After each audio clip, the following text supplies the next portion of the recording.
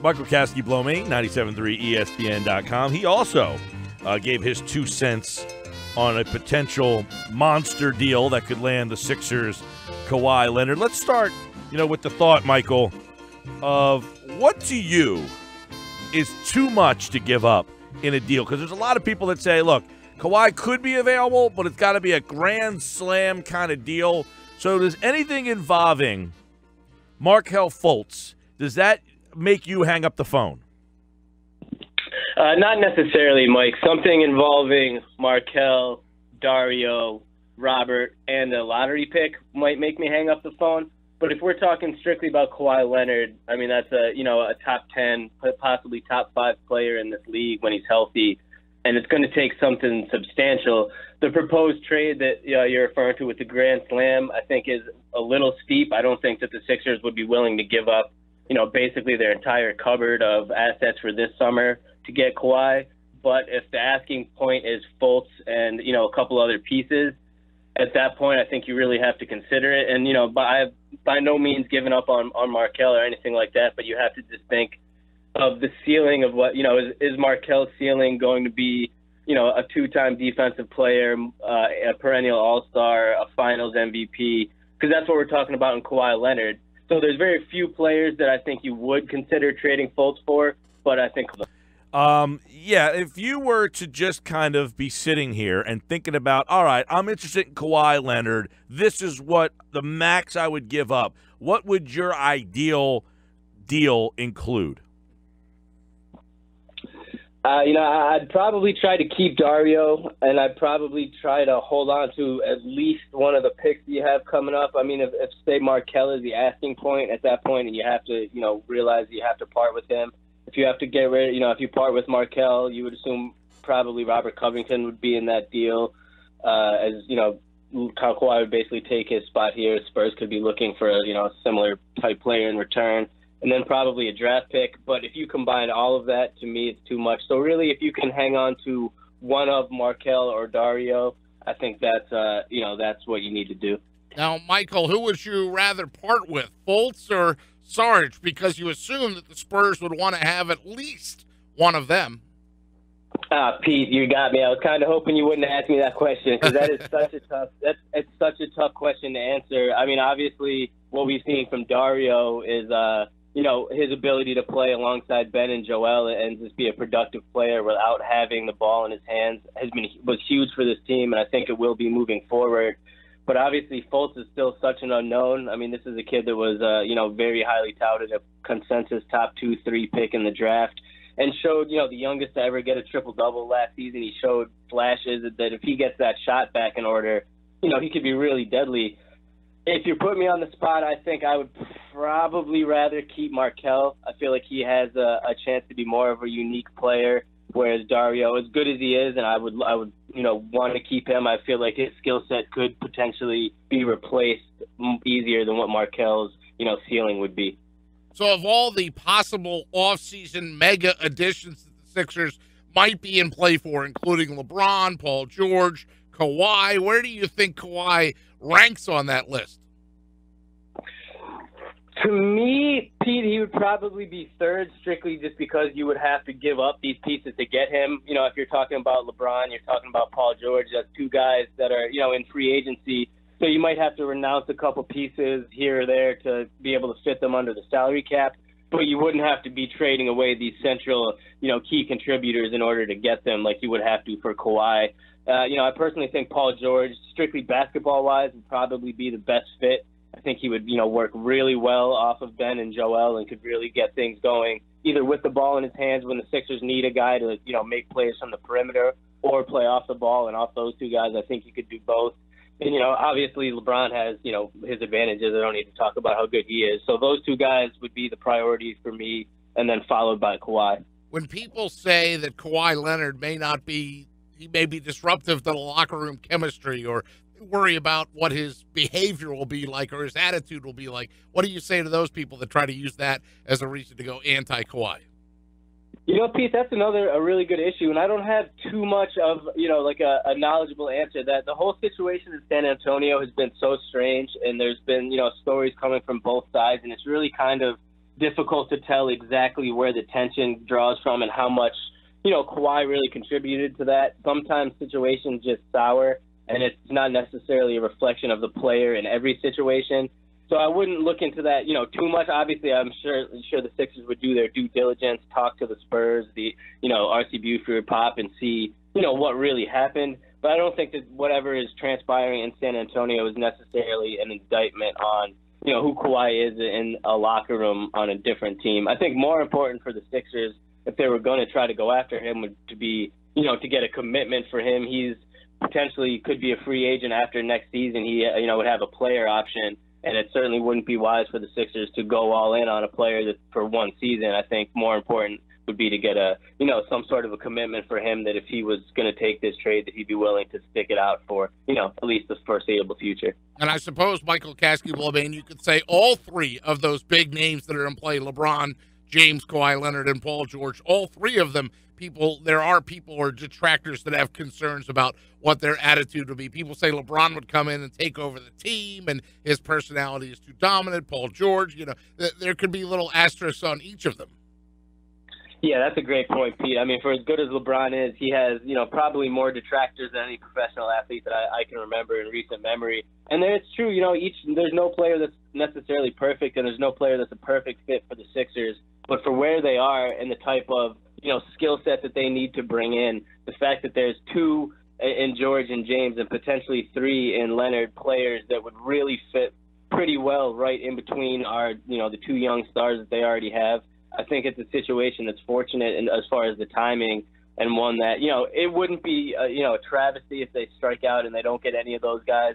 But this is basically what, a few years ago when Sam was here, Sam Hinkie, and was talking about, kind of building these assets for the opportunity for the team to, be in position to really make a splash.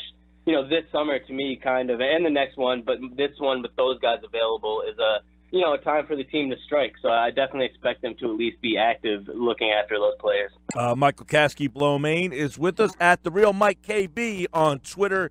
All right, Michael, LeBron, I know he's still playing, a lot of speculation. Let me ask you this hypothetical.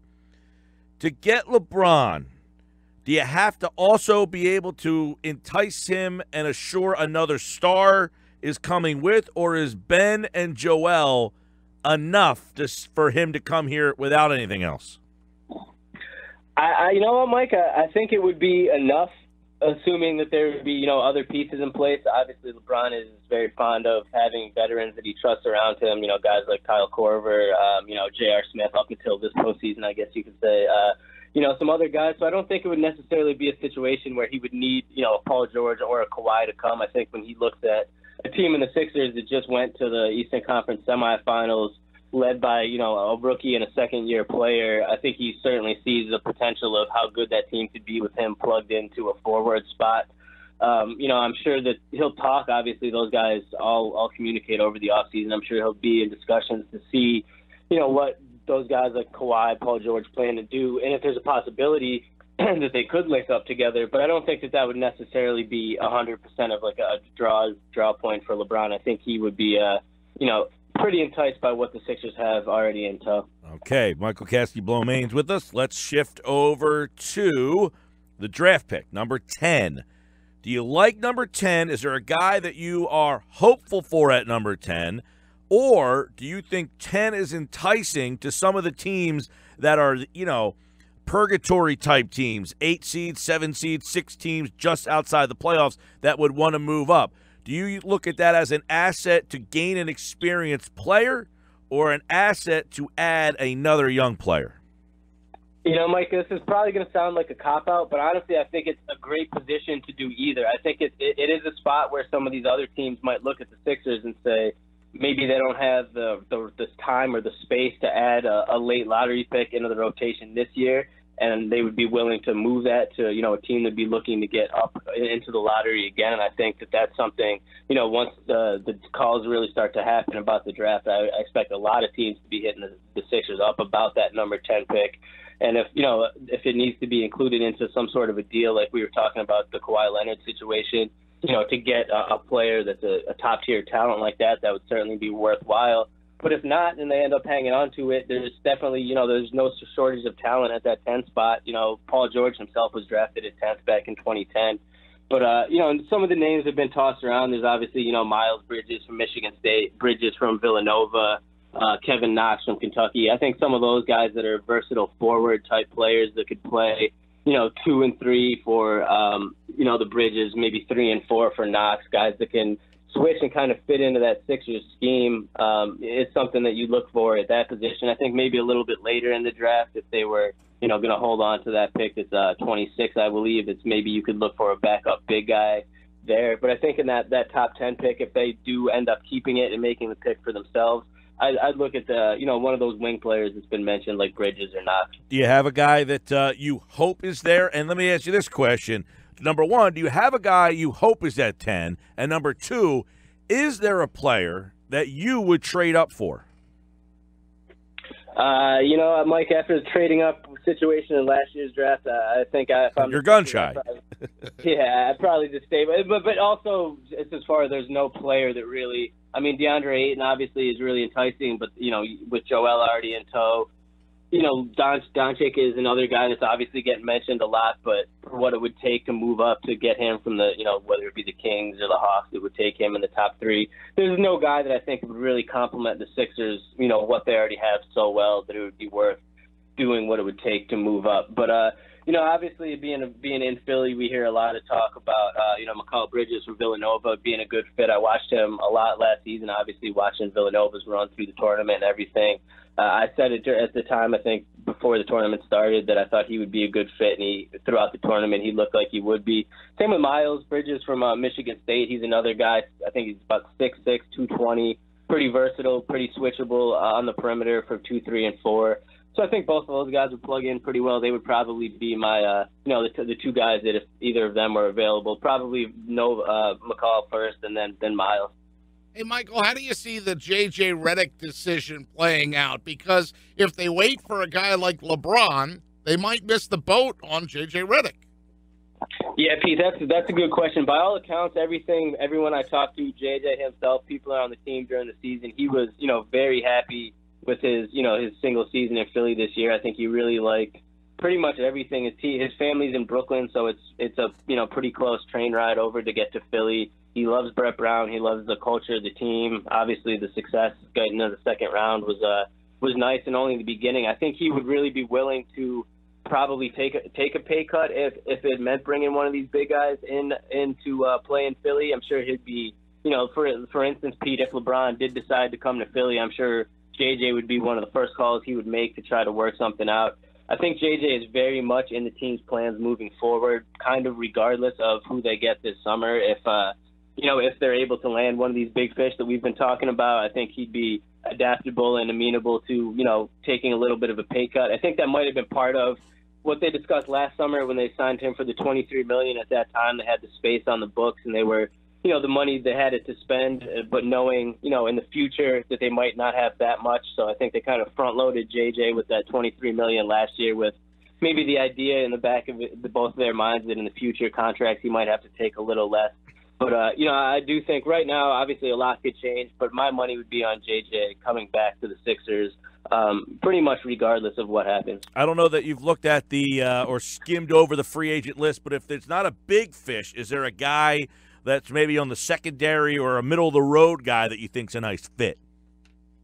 Mike, off the top of my head, I have not perused the list that much as far as other than the big guys. But, if they missed on some of those guys, Paul George, LeBron, Kawhi, if that didn't fall through, I think obviously they need to address, wing depth, guys that can score from the perimeter, and backup big guys. Amir's probably not going to be back.